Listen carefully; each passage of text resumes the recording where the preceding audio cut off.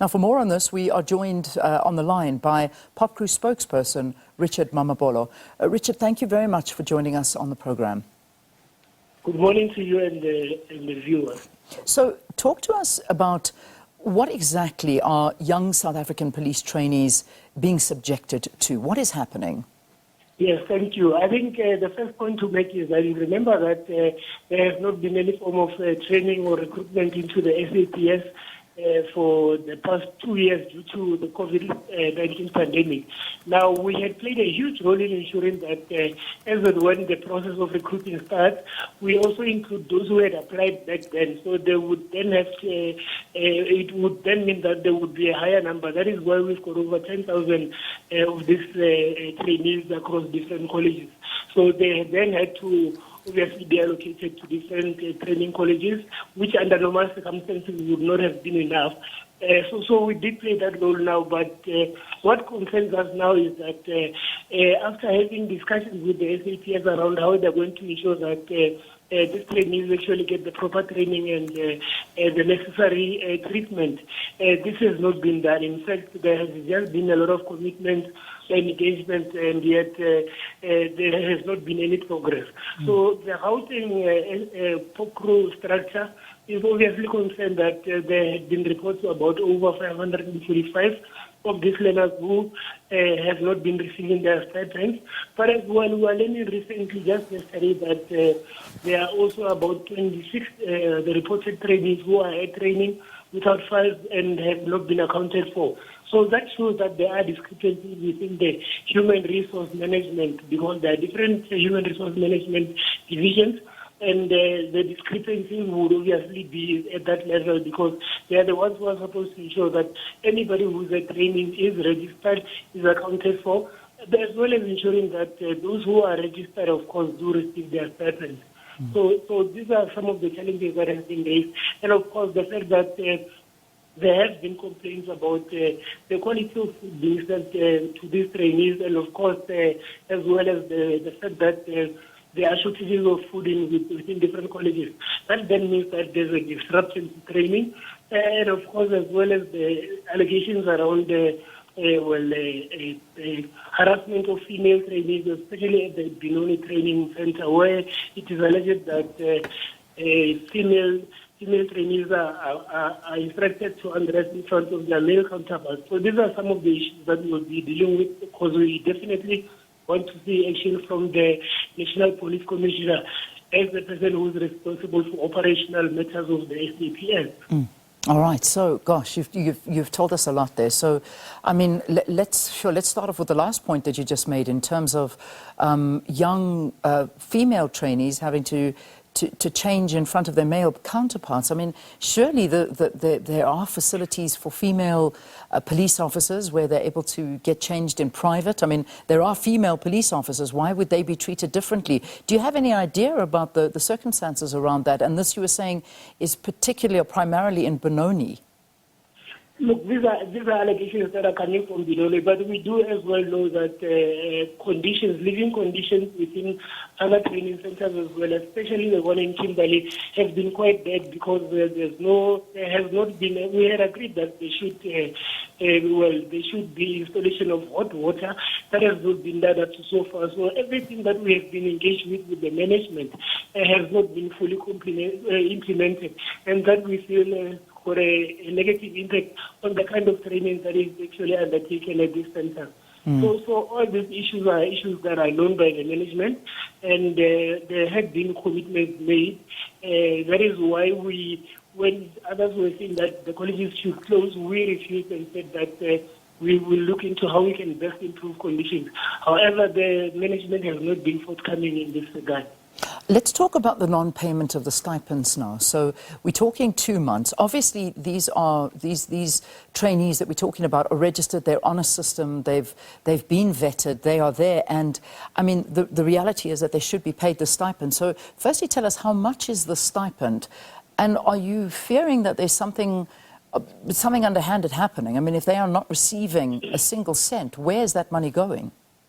Look, there are a number of scenarios. Firstly, it could be that these trainees are indeed registered and the stipend that is supposed to be going to them is going elsewhere, or rather because of the infighting within the different HR units at that level, they could be registered, but one of the units could perhaps not have actually captured their details. So those are some of the things that we think should urgently be well investigated by the National Police Commissioner.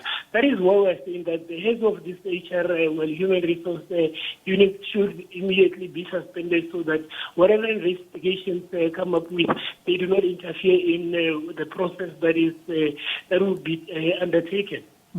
When we talk about the stipend, what are we referring to? I mean, how much money are we looking at here about? I might not have the actual figures now at the moment, but these are stipends which would obviously be sufficient to ensure that whenever these trainees are at college, they can be in a position to sustain themselves. Remember that some of them had obviously been getting stipends even before coming to these training colleges through various other means.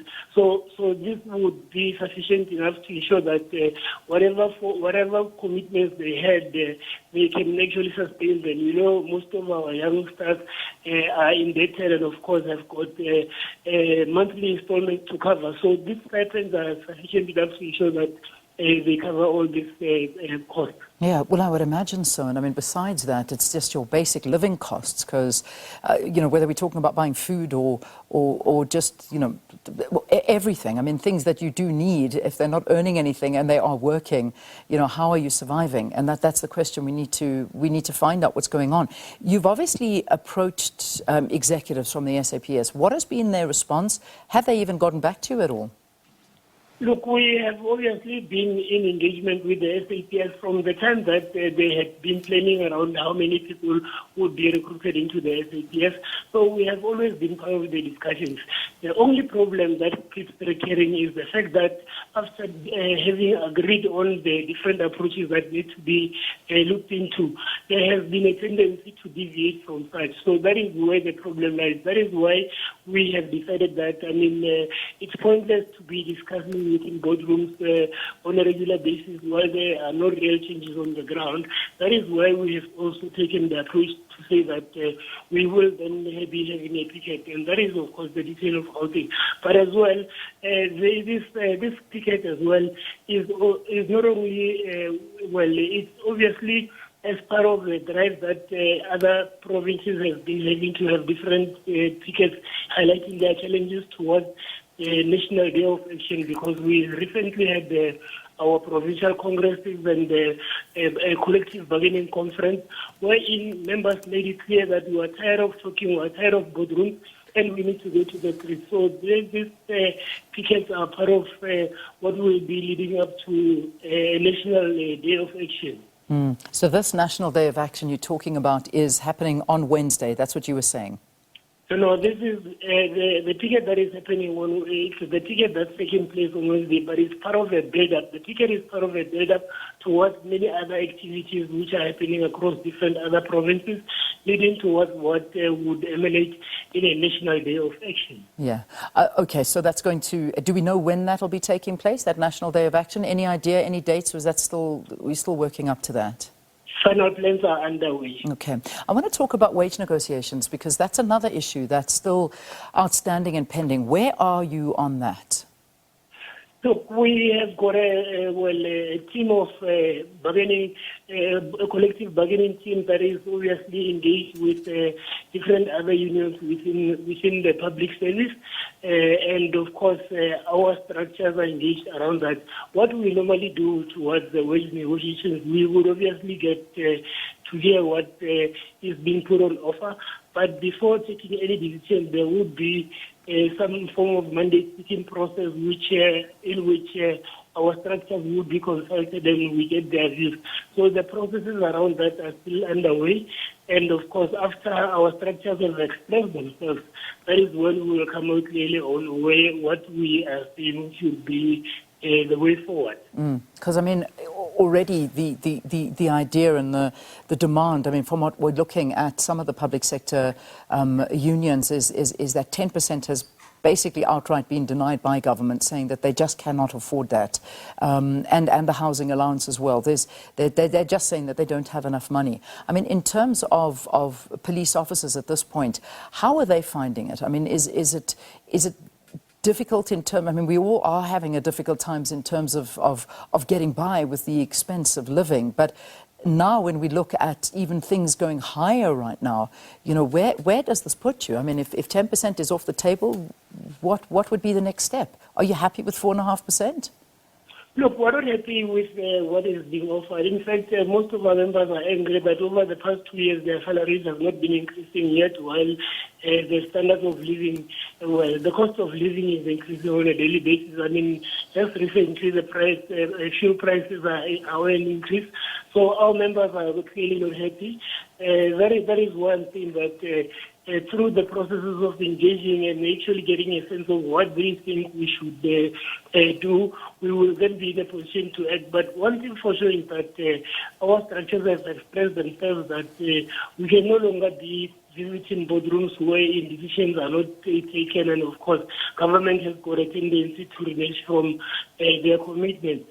So we will be obviously convening our structures, and the process is underway. And after that, the NEC will obviously give expression to the general views of our structures across the different provinces. I just want to go back to, obviously that's the wage talk, but let's go back to again this march to the headquarters. Obviously, one of the issues we've spoken to is the trainees and everything, but there is more to it. And you are talking and looking in general at the difficult conditions that police are working under, and also the talk of police killings. Let's talk about the kind of circumstances. We've spoken about the trainees, but in general, the police, the kind of situation that they work under every single day. No, definitely. The conditions within which police officers work under, it's quite bad. In fact, we're actually saying that, even these trainees who are currently at colleges, when they are released after their training, they're going to have to be deployed into conditions wherein they would obviously be set up for failure, because as much as we appreciate that, their numbers will be adding value to to increasing the capacity of the SAPS. The conditions at police stations are still bad. There's still the uneven allocation of resources. So they'll be going into situations wherein, as much as they might have trained, they will not be in a position to best exercise the services that are expected of them. So it's a quite worrying challenge that we think we definitely need to look into. But however, I think we do appreciate the fact that the minister, specifically the minister, is now coming to realize that the very same issues we've been raising around what needs to be done in improving conditions of police stations. He's starting to recognize that. So we are hopeful that we will start seeing progress. However, the constraints around the budget that have been cut on a regular basis would then mean that the process of ensuring that we improve conditions within police stations take longer. All right. Just a final question. We know it's happening Wednesday. Any idea if police services are going to be interrupted in any way? Who exactly is going to be participating? How many members are you expecting? And what time? Just a little bit of logistics so South Africans can know what to expect. Yes, the ticket will be taking place we'll be having members of of Popcru and of course other structures from 10 o'clock to 2 o'clock. We're expecting to hand over the memorandum around lunchtime, and of course we're expecting over 500 people to join this picket. So this will not in any way disrupt services. As you would know that at any given time there are those members who are not on duty. So we're banking highly on these members so that they then make themselves available for the picket. All right, we'll leave it there. Thanks very much for talking to us. Richard Mamabolo from Popcru Spokesperson there at Popcru. So marching, taking place, handing over that memorandum of demands to the Police Commissioner, Sihlahle Masemole. That's what's expected to take place on Wednesday starting at 10 a.m. all against the inhumane conditions that the police trainees are currently living in and also not being paid for their work, the stipend that they were meant to be getting.